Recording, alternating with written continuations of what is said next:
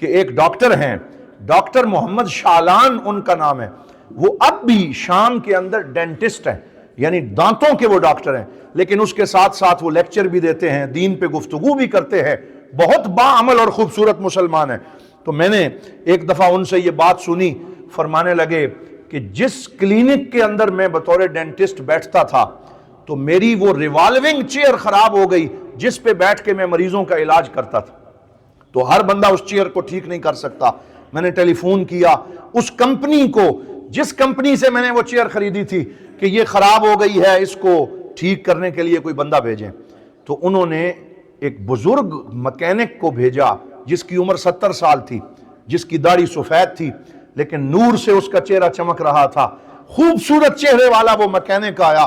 تھوڑی ہی دیر میں اس کرسی کو ٹھیک کر دیا اور بالکل ورکنگ پوزیشن میں لے آیا۔ جب وہ جانے لگا تو میں نے اس سے کہا کہ اتنی زیادہ عمر میں تیری جوانی، تیری خوبصورتی اور تیرے حسن کا راز کیا ہے کہ تیرا چہرہ چمک رہا ہے؟ تو وہ کہنے لگا، رونے لگا، کہنے لگا جب میں عنفوان شباب میں تھا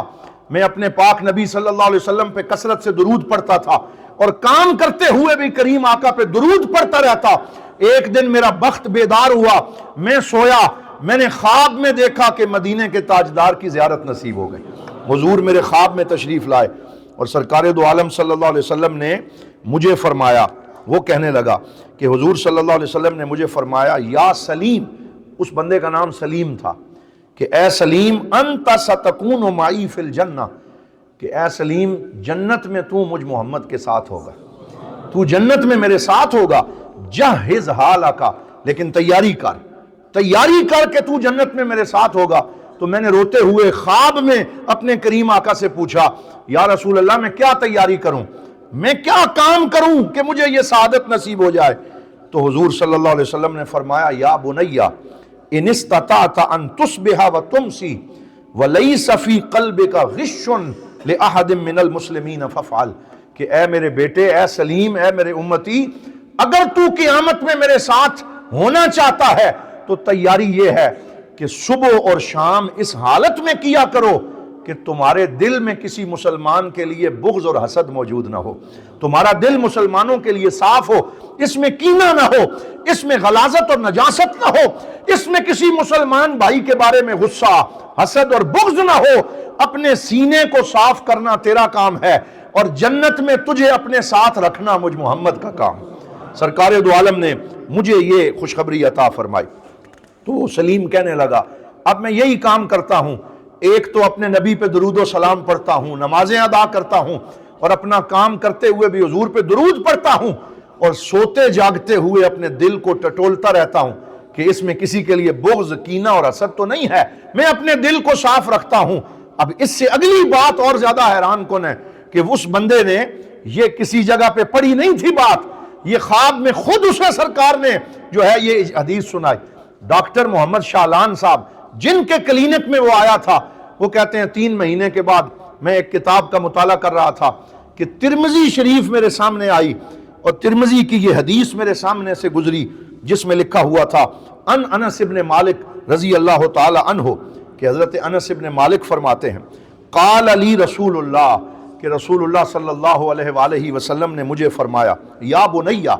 ان استطعت ان تصبح وتمسی ولیس فی قلبک غش